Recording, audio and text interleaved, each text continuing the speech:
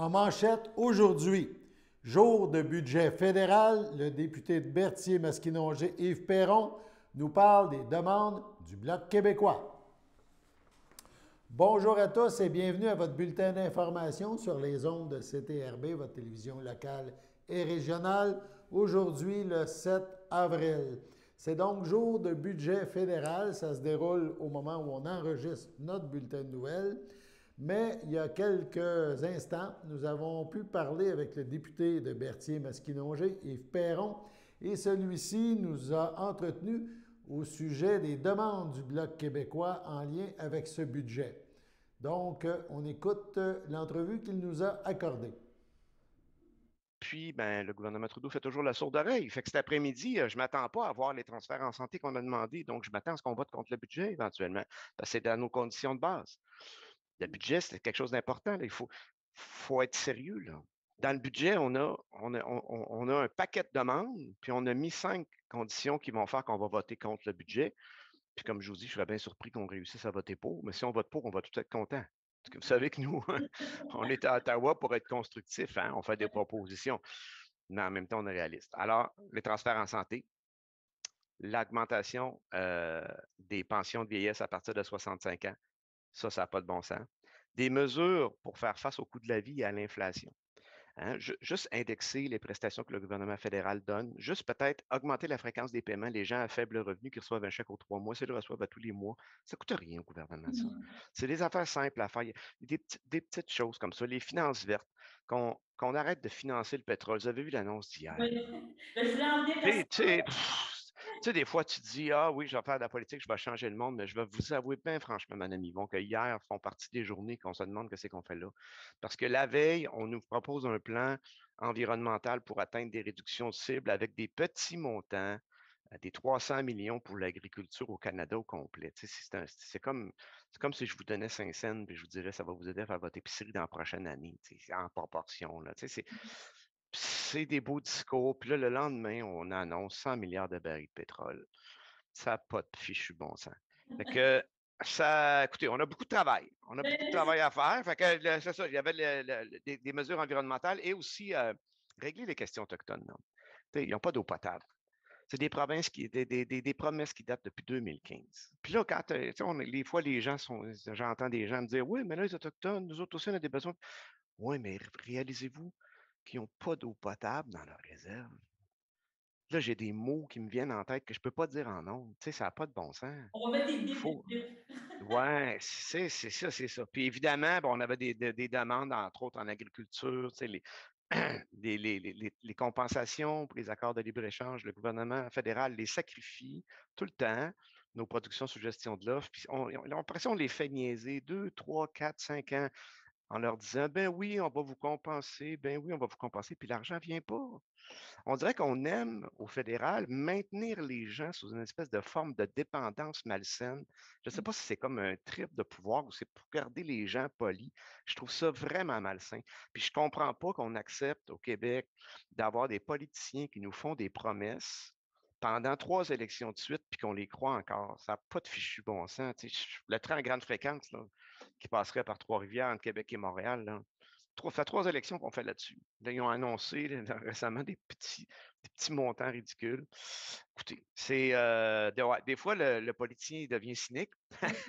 J'ai beaucoup d'espoir pour la pyrotite, le dossier. C'est plus dans la partie Mauricie, là, mais Quand même. c'est une histoire d'horreur. Et vous savez que l'année passée, on a fait beaucoup de pression pour avoir ça dans le budget.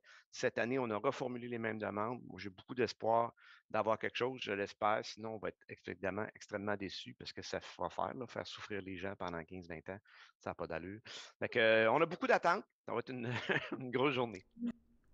Justement, donc demain, nous aurons dans nos studios le député Perron et nous aurons à cette occasion sa réaction face à ce budget fédéral qui est dévoilé aujourd'hui. On passe maintenant du domaine fédéral au domaine municipal.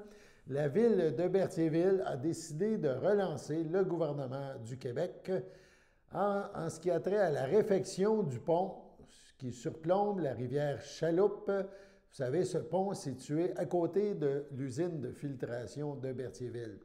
C'est aussi à cet endroit, c'est une des entrées de la ville de Berthierville et c'est important pour, évidemment, plein de gens, puisque ceux et celles qui veulent avoir un accès à la rue Frontenac, un accès direct, et au chemin du Roi, l'ancien chemin du Roi, évidemment, empruntait jusqu'à la fermeture du pont il y a quelques années.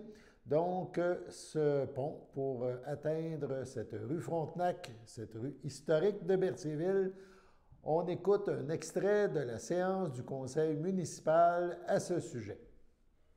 H18, pont de la rivière Chaloupe, demande d'action concrète. On redemande, on ouvre, on rouvre, on veut bouger, on veut faire bouger la demande du pont de la rivière Chaloupe, évidemment. Donc, je demande à M. Darvaux, s'il vous plaît. Considérant que le ministère des Transports du Québec a fermé en avril 2016 le pont de la rivière Chaloupe, situé à l'entrée ouest de la ville de Berthierville, brisant entre autres le trajet du chemin du Roi et celui de la route verte. Considérant les nombreux impacts pour la population berthelaise, les travailleurs, les touristes et les usagers de la route verte.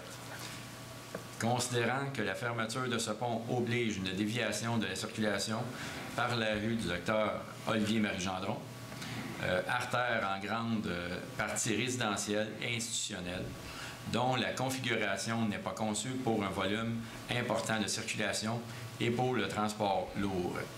Considérant que le pont de la Dominion Bridge, datant de 1925, est détaillé à la fiche 91 de l'inventaire du patrimoine bâti de la MRC de Dautré, réalisé en 2012, et classé avec une mention supérieure et une valeur d'authenticité d'excellente. Considérant l'intérêt manifesté par le ministère de la Culture et des Communications, ainsi que leur sensibilité à l'égard de la conservation du patrimoine bâti, considérant que le pont décrit à cette même fiche se veut une propriété du gouvernement du Québec, considérant qu'il est de la responsabilité du propriétaire d'entretenir le dit bien, considérant que le chemin du Roi est désigné comme route touristique sur une distance de 280 km, reconnue et signalisée, représentant la richesse du patrimoine de la Nouvelle-France, considérant que la fermeture de ce pont enlève un pourcentage très élevé du dynamisme touristique et économique de notre ville en réduisant le nombre de visiteurs et nuit directement à l'atteinte de nos objectifs de revitalisation du centre-ville, considérant que la ville de Berthierville fête son 350e anniversaire en 2022 et souhaite faciliter l'accès à son territoire et faire découvrir son patrimoine et son histoire, considérant que le chemin du Roi qui longe le fleuve Saint-Laurent à Berthierville mérite une circulation sans détour en raison de ses attraits diversifiés, dont les maisons ancestrales, considérant que plusieurs démarches ont été faites auprès des instances du gouvernement du Québec pour ce pont. En conséquence, je propose de demander au gouvernement du Québec de prendre des actions concrètes pour que le chemin du Roi et la route verte, qui se veut touristique, soient rétablis à l'entrée de la ville de Berthierville à court terme, que le pont de la Dominion Bridge, le P-01137 du MTQ, jonchant la rivière Chaloupe, inscrit dans l'inventaire du patrimoine bâti de la MRC de Dautré, soit entretenu par le propriétaire, en l'occurrence le ministère du Transport du Québec, et réouvert à la circulation à brève échéance. Que cette résolution soit envoyée au ministère des Transports du Québec, à la ministre de la Culture et des Communications, à la ministre des Affaires municipales et de l'Habitation, ainsi qu'à la ministre du Tourisme et députée du comté de Berthier. Merci. Cette résolution est appuyée par M. Frenière. Merci beaucoup. On appelle au vote. Qui est favorable à ma gauche? Favorable. À ma droite? Favorable. Merci. Adopté à l'unanimité des conseillers présents. Lors de cette séance du conseil municipal des élus de Berthierville, c'était lundi soir dernier, donc il a aussi été annoncé la distribution de compost aux citoyens et l'arrivée de cours en ce printemps, au début d'été, de cours de tennis qui seront offerts donc aux citoyens qui le désirent cet été. On écoute 2 extraits de cette séance du conseil municipal. H9, distribution de compost pour la saison 2022. Madame Lebrun, s'il vous plaît. Considérant qu'en fonction du contrat de traitement des matières organiques que la MRC de Dautré a avec la plateforme de compostage de EBI, un retour de compost de l'ordre de 30 % des tonnages de matières compostables collectés dans l'année précédente est disponible annuellement, représentant 49,37 tonnes métriques en 2022 pour la ville de Berthierville. Considérant que la ville de Berthierville désire mettre à la disposition de ses citoyens le compost auquel elle a droit, en conséquence, je propose d'autoriser la distribution aux résidents de Berthierville des 49,37 tonnes métriques de compost qu'ils pourront se procurer au stationnement du parc du Chenal du Nord le 21 mai prochain. Merci beaucoup. Cette résolution est appuyée par? J'appuie. Mme Fontaine, merci. Je m'appelle au vote. Qui est favorable à ma gauche? Oui. À ma droite? Oui. Merci. Adopté à l'unanimité des conseillers présents. C'est quelque chose qui est très populaire, je pense, à chaque année. Hein. Donc, encore une fois, les gens pourront profiter du compost, la remise. H10, vente de garage pour l'année 2022. Donc, on a établi des dates. Alors, M. Lahaye. Considérant le règlement 764-7 relatif à l'exemption de l'obligation d'obtenir un certificat d'autorisation pour une vente de garage lors des dates décrétées annuellement par résolution du Conseil. En conséquence, je propose de décréter la tenue d'une vente de garage sur le territoire de Berthierville les 24, 25 et 26 juin 2022 sans l'obtention d'un certificat d'autorisation. Merci. Cette résolution est appuyée par? J'appuie. M. Franière, merci beaucoup. Alors, qui est favorable? On appelle au vote à ma gauche. Oui. À ma droite? Favorable. Merci. Adopté à l'unanimité des conseillers présents. Offre de cours de tennis pour la saison 2022. Je pense que c'est un programme qui revient et c'est quand même intéressant, très apprécié aussi. Monsieur Frenière. Considérant que la ville de Berthierville désire offrir des cours de tennis afin de faire découvrir ce sport et de maximiser l'utilisation des terrains situés au parc Sainte-Geneviève, considérant l'offre de service datée du 25 février 2022 et déposée par la firme Tennis Évolution, en conséquence, je propose de retenir les services de la compagnie Tennis Évolution pour l'offre de cours de tennis pour la saison 2022 selon 3 niveaux, à savoir le mini-tennis pour les 5 à 8 ans, débutant junior de 9 à 15 ans et débutant adulte 16 ans et plus. De fixer la tarification par session de 6 semaines selon la grille suivante. Dans la catégorie mini-tennis et débutants junior, les résidents de Berthierville, 60 $ et les non-résidents, 80 $. Et dans la catégorie débutants adultes, un montant de 83 $ pour les résidents de Berthierville et un montant de 100 $ pour les non-résidents. D'autoriser une période d'inscription en 2 temps, à savoir du 4 au 18 avril 2022, période d'inscription réservée seulement aux résidents de Berthierville, et du 19 au 29 avril 2022, période d'inscription ouverte également aux non-résidents. Que la présente résolution remplace la résolution numéro 2022-03-090 adoptée le 7 mars 2022. Merci beaucoup. Cette résolution est appuyée par? J'appuie. M. Darvaux, merci. J'en appelle au vote. Qui est favorable à ma gauche? Favorable. À ma droite? Favorable. Merci. Adopté à l'unanimité des conseillers présents. Le samedi matin, dès 9h30, nos téléspectateurs sont invités au Super Bingo télévisé diffusé de nos studios de Berthierville. Depuis maintenant une vingtaine d'années, plusieurs adeptes de la télévision régionale se sont partagés un montant de 600 $ disponible chaque semaine lors de cette joute de bingo télévisé. Un animateur et 3 bénévoles se succèdent à la caméra dans le but de vous faire passer une petite heure agréable et payante le samedi matin.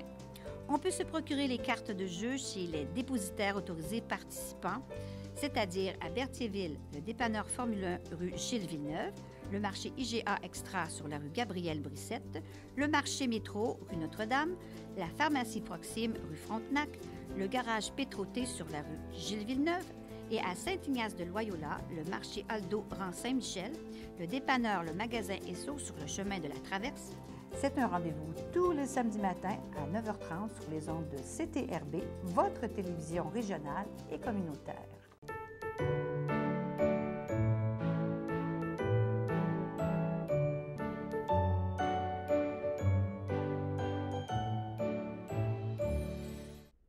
En ce 7 avril, voici les anniversaires. La FADOC de l'Île-du-Pas souhaite bonne fête à David Paris et à Mario Gagnon. C'est votre anniversaire aujourd'hui, le 7 avril. Toute l'équipe de CTRB se joint à moi et vous souhaite bonne fête. On poursuit maintenant nos informations. Hugo Valiquette, directeur général de la Troquelle, nous a rencontrés tout récemment là, pour nous présenter son analyse du dernier budget provincial. On parle cette fois du budget provincial, pas le fédéral qui est adopté aujourd'hui. Donc, le budget provincial en regard avec les sommes allouées pour le monde communautaire. Il nous parle des déceptions qu'il a face à ce budget et de la présentation biaisée, à son avis, du gouvernement face au financement des organismes communautaires. On l'écoute, le directeur général de la Troquelle. OK. La semaine dernière, tu nous as envoyé une lettre ouverte très explicite et très élaborée suite à la présentation du budget provincial. Et on se souvient qu'en février, et on pourrait dire un petit peu en mars, il y a eu beaucoup de manifestations, beaucoup je dirais pas de protestations, mais de présence pour dire au gouvernement, oubliez-nous pas, vous nous avez promis des choses et le budget s'en vient. Oubliez-nous pas. Si on résume ça, je pense que c'est ça qu'on peut dire. Hein? En plein ça. OK. Toi, t'es content, pas content, c'est ça. Là, quand on commence ta lettre, tu dis, oui, il y a eu des montants d'augmenter au niveau du budget provincial en termes d'aide au financement. Je pense que c'est comme ça aussi que tu aides à la mission, au financement des organismes communautaires. Mais est-ce que tu peux résumer un peu ta pensée de cette fameuse lettre-là? En fait, je vais diviser ça en 3 petites façons de le comprendre.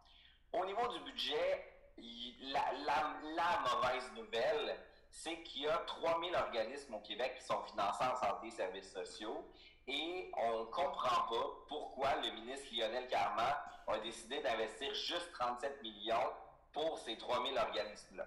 Est-ce que je vais juste arrêter, juste pour qu'on parle de ces organismes-là, tu parles que c'est vraiment des organismes, style, on pourrait dire, ici dans Berthier, on pourrait dire en toute amitié. Si on prend un organisme... En toute amitié, le CABA, la Maison des Jeunes, okay.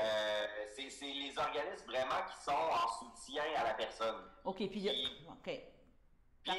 envie de dire, quand même des organismes qui ont été en première ligne avec la pandémie, à soutenir les personnes, à être là, puis tu sais, de tout devoir s'adapter.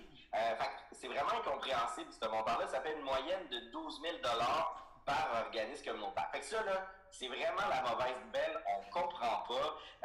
Dans le fond, 37 millions, ça représente 10 % de ce que les organismes demandent. Puis ça veut dire que dans la Nodière, les organismes en santé et services sociaux, il y en a 172, ben, ils vont avoir environ 1,6 million quand ils en demandent 34. Oui. Fait qu'on comprend qu'on est loin du compte.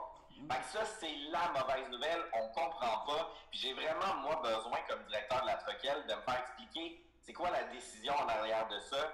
Vraiment, là, c'est incompréhensible. Puis, j'aurais aimé ça dire que c'est un budget de bonne nouvelle parce qu'il y a quand même 2 autres niveaux intéressants. Premièrement, il y a 1000 organismes communautaires autonomes au Québec qui sont financés par d'autres ministères que la santé et les services sociaux. Par exemple, les organismes en défense collective des droits, les organismes comme les télés et les radios communautaires, les organismes famille, Maison de la famille à La Noret, à la Valtrie, à Berthier, les organismes comme Déclic en alphabétisation. Bon, eux, ces organismes-là, de ce qu'on voit dans le budget, il y aurait un 54 millions qui va être divisé pour les organismes cette année. Puis, ce montant-là va augmenter pendant 5 ans. Puis, à la fin de 5 ans-là, ça va représenter 135 millions d'augmentation. Okay. Ça, c'est une excellente nouvelle parce que les organismes de ces secteurs-là revendiquent 90 millions. Fait que quand on regarde ça, c'est vraiment excellent. Mais là, par contre, ce qu'on ne sait pas, puis c'est là où il faut continuer à mettre de la pression, on veut s'assurer que l'ensemble des organismes de ces 1000-là aient accès aux 54 millions. Oui. Puis là, en ce moment, on n'a pas la confirmation.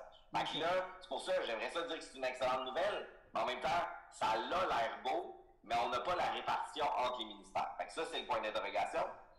Puis l'autre bonne nouvelle, c'est que c'est la première fois de l'histoire du mouvement communautaire qu'on a un chapitre sur l'action communautaire dans le budget du Québec. Avant, là, on ne trouvait pas les chiffres. C'était caché dans des enveloppes ministérielles. Ça prenait une loupe pour trouver où on était. Là, pour la première fois de l'histoire, on a un chapitre complet qui parle de renforcer l'action communautaire. Encore là, je devrais célébrer une excellente nouvelle, mais en même temps, ils ont tellement fait un chapitre incompréhensible. Des fois, ils répètent les chiffres 2 fois. Et ils essayent de dire, dans le fond, qu'ils ont investi 1,1 milliard de dollars dans le communautaire, alors que c'est pas vrai. C'est pas 1,1 milliard. En bout de ligne, là, dans 5 ans, ça va représenter 234 millions. Tout l'argent mis dans l'action communautaire.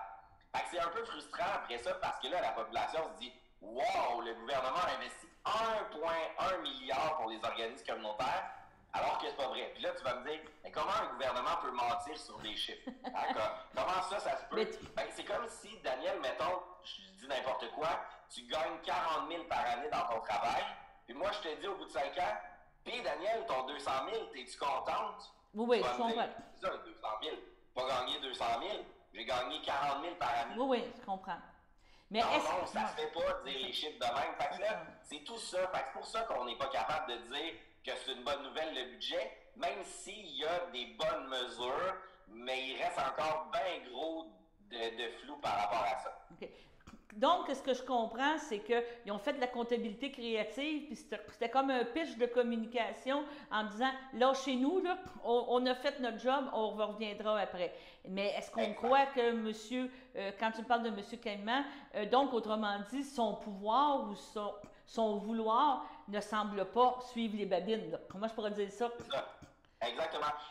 Ça donne l'impression qu'il nous dit des belles affaires, mais quand vient le temps de le prouver par, justement, les investissements qu'on a besoin, ben là, soudainement, il ne répond plus à la commande. Puis c'est là, on a vraiment un questionnement parce que de ce qu'on a vu dans le travail, le ministre Boulet, qui est le ministre responsable de l'action communautaire, a quand même l'air d'avoir fait un travail pour faire évoluer les 1000 autres organismes. Je comprends. Mais alors que M. Carman, qui lui est le ministre de 3000 organismes communautaires autonomes, ben, il n'a pas répondu à la commande. Puis c'est parce que moi, j'ai aussi des députés qui m'ont demandé après le budget, est-ce que le communautaire est content?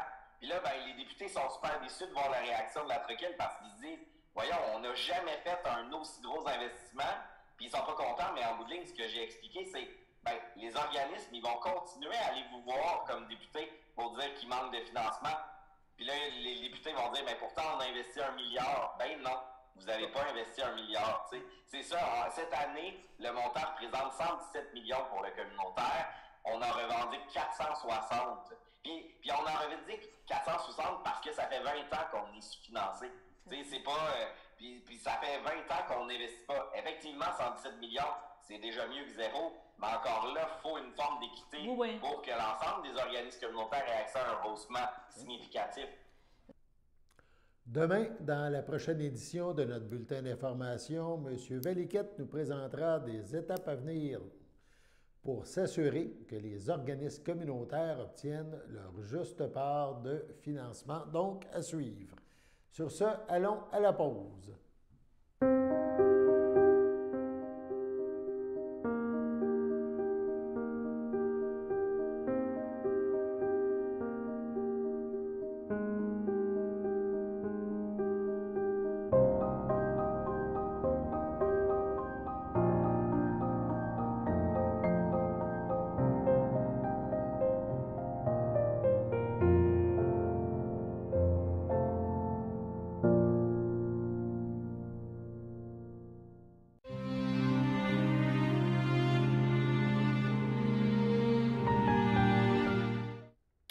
Au CHDL de Saint-Charles-Borromée, le 8 février, à l'âge de 75 ans, est décédé M. Roger Carrier, retraité de la Sûreté du Québec, époux de Lise Lévesque, demeurant à Saint-Gabriel de Brandon, autrefois de Berthierville. Il laisse dans le deuil, outre son épouse, ses fils, Nicolas Carrier, Martine Grégoire, Mathieu Carrier, Marie-Ève Robitaille, ses 3 petits-enfants, Frédéric, Émilie et Sarah, ses sœurs, Gisèle et Claudette Carrier, ainsi que les membres de la grande famille Lévesque et plusieurs neveux, nièces, autres parents et amis. Veuillez compenser dans votre fleur par des dons à la Société canadienne du cancer qui seront acceptés à l'Église. La famille vous accueillera samedi le 9 avril à l'Église Sainte-Geneviève de Berthier Dès 13 h, suivront les funérailles à 14 h. M. Carrier sera inhumé au cimetière Entrelacs à une date ultérieure en toute intimité. Au CHDL de Saint-Charles-Borromée, le 9 mars, à 93 ans, est décédé M. Hubert Clément, époux en première noces de Lise Michaud et conjoint de Thérèse Roy, demeurant à Saint-Barthélemy. Il laisse dans le deuil, outre sa conjointe, ses enfants, Nicole Clément, Normand Majot, René Clément, André Bordelot, Michel Clément, Jean-Marc Lupien, Mario Clément, Suzanne Brault, ses 3 petits-enfants, Jim Savignac, Jean-Pierre Clément et Geneviève Clément, son arrière-petite-fille Jeanne Savignac, sa sœur et ses belles-sœurs, Thérèse Clément, feu André Messier, Ghislaine Lemire, feu Gérald Clément, Georgette Massé, feu Bertrand Clément, Claire Fafard, feu Jean-Guy Michaud, ses belles-filles Micheline Massé, Guy Gauthier, Guylaine Massé, Guy Branchot, ainsi que plusieurs neveux, nièces, autres parents et amis. La famille vous accueillera samedi le 9 avril dès 10 h au complexe funéraire Thériault, 741 Notre-Dame à Berthierville. Suivra une liturgie en la chapelle du complexe à 14 h 30. Au CHDL de Saint-Charles-Borromée, le 25 mars à 88 ans, est décédée Mme Françoise Champagne, demeurant à Lanoret. Lui a précédé son fils Alain, sa conjointe Sylvie Bergeron. Elle laisse dans le deuil ses enfants Monique Desrosiers, Alain Guévremont, Mario Desrosiers, Martine Savard, Serge Desrosiers, Marie-André Provençal, Jean Desrosiers, Anne Piché, leur père, feu Bernard Desrosiers, ses petits-enfants et arrière-petits-enfants, ainsi que plusieurs neveux, nièces, autres parents et amis. La famille vous accueillera samedi le 9 avril dès 13 h en l'église de Lanoret. Suivront les funérailles à 14 h. Madame Champagne sera inhumée au cimetière de Lanoret à une date ultérieure. Sur ce, passons à la météo.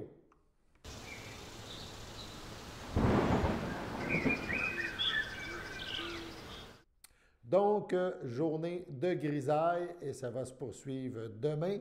Aujourd'hui, toute l'après-midi, c'était de la pluie. 6 degrés. Ce soir, la pluie se poursuit, entre 10 et 15 mm de pluie. 5 degrés, le mercure attendu. Cette nuit, il fera un peu plus froid. La pluie pourrait ou pourra se changer en neige. On parle de 5 mm de pluie supplémentaire, peut-être 1 cm de neige. Moins 5 degrés le ressenti, une température de 1 degré est prévue. Vendredi matin, pluie et neige, ça se poursuit, 1 degré, 5 mm de pluie attendue, moins de 1 cm de neige devrait s'ajouter. En après-midi, nuageux avec averse, cette fois on parle d'un peu de pluie, moins de 1 mm, 7 degrés au mercure pour vendredi après-midi. Le soleil devrait revenir, on espère, samedi.